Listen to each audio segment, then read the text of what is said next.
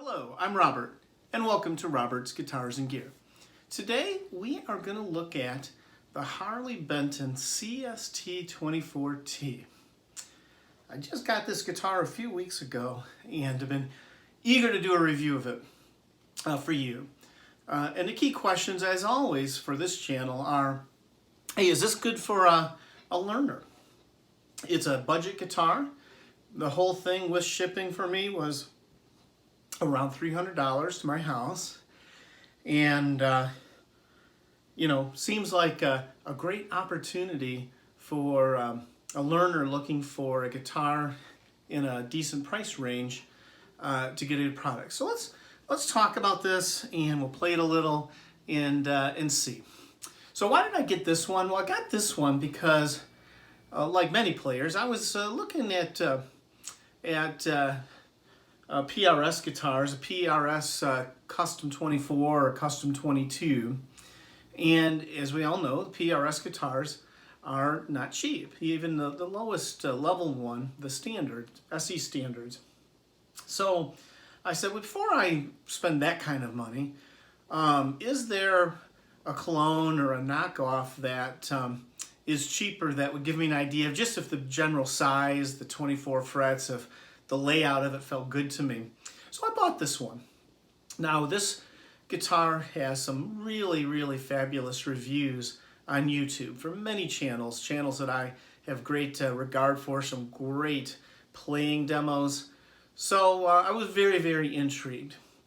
And when this came, my first observation is this is a beautiful guitar.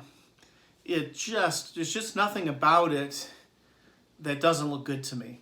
I'm sure this is a thin veneer with the tiger stripe, but boy, it really looks good. And I guess I'm really a sucker for green. You get a trans green in the back of the body. The grain shows through. Looks great. The body and the neck are bound. For me, the fretboard looks great. It's dark. It's rich. I oiled it a little bit, and it just feels full and lush. For me, everything looks great. The whammy bar has a set screw, so you can put it where you want it. Basic key specs for this: we have a volume, we have a single coil splittable tone, and of course we can split the neck, middle, and bridge. So for me, it looks great.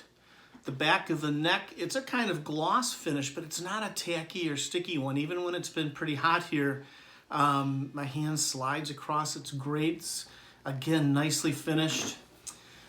The tuners were quite okay, but I did what I always do, which is replace them with locking tuners. And these are Harley Benton locking tuners. They're not that expensive, and very simple drop-in replacement to put them in. The shipping was almost as much as the tuners. So my first assessment was, this is great. I really like this. Now we'll play a minute and see what you think. I'll play some clean with the coil split, and I'll play some dirty tones, and we'll see how it shakes out. All right, so let's play some clean tones. I'm in the neck. Coil split is active, and to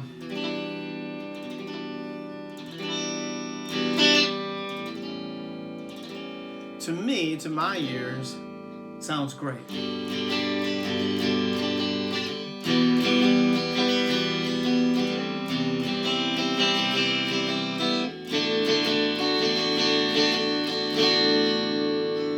Of course, it's got a set neck, so sustains marvelously.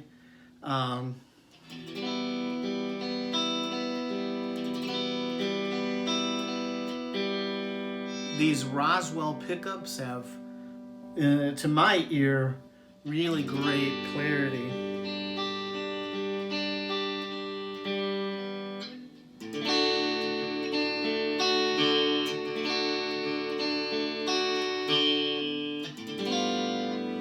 So I would say in the clean, sounds fabulous.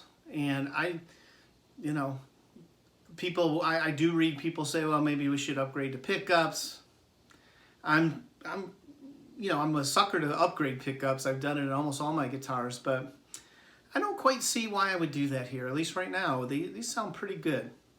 And there's not that much noise in the clean in the single coil too. So now we'll put a little, well, probably a lot of gain on and just see how these humbuckers handle it. Okay, so I'm back. You can hear the putting the gain channel on the Marshall. I'm definitely getting some noise, so I do feel like even if I don't change the pickups, I might want to come in and shield this guitar a little better in the pickup cavities, see if I can cut that down a little bit. Not unusual with cheaper, even humbuckers. There's not as much gain as my Telly, for example, with ceramic single coils. But what's the tone like on this bad boy?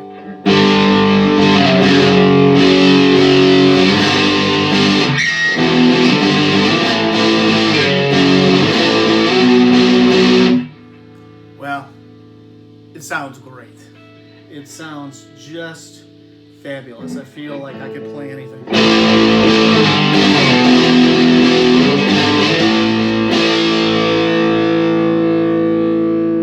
Wonderful sustain.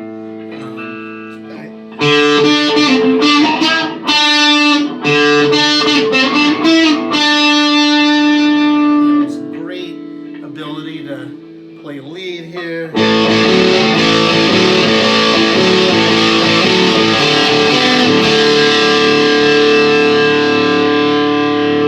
So, a quick review. You can find much better playing reviews than mine, but I'm going to answer my own question. For a learner, I think this is a fabulous guitar. There's a couple things I've already mentioned.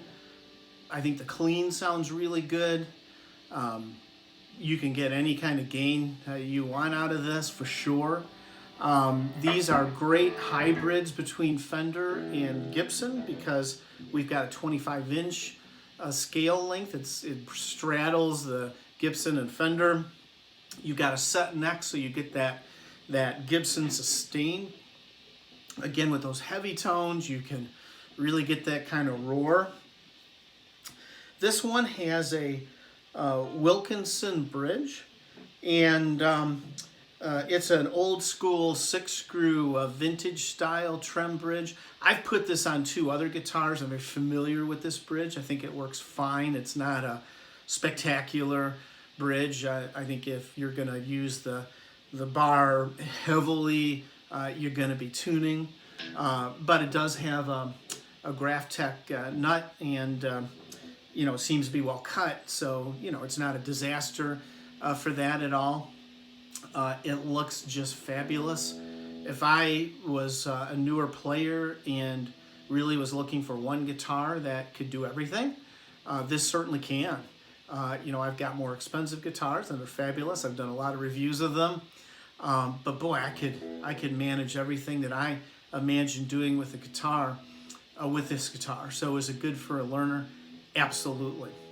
So I hope this is helpful to you. I love to get your comments and see what you think. And you have a great day, and we'll see you next time. Thanks for watching.